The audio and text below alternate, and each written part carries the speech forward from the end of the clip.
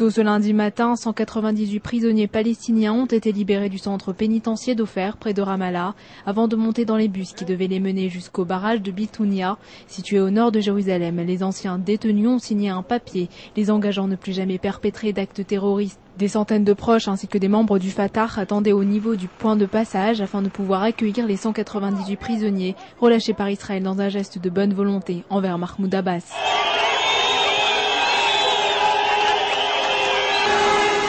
Tandis qu'Israël voit cette initiative comme une étape positive afin de tisser les relations de confiance entre les deux parties en vue des négociations de paix, les Palestiniens estiment que la libération des prisonniers n'est qu'un petit pas vers la bonne direction.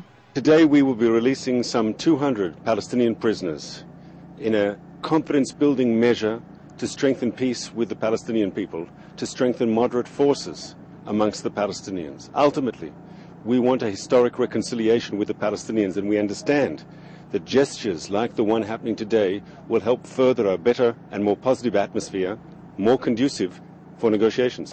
We consider what the Israelis did this day as a positive step in the right direction. But we consider it as a small step. So we want to release thousands of the Palestinian prisoners. We also want to widen the criteria of the releasing of the Palestinian prisoners.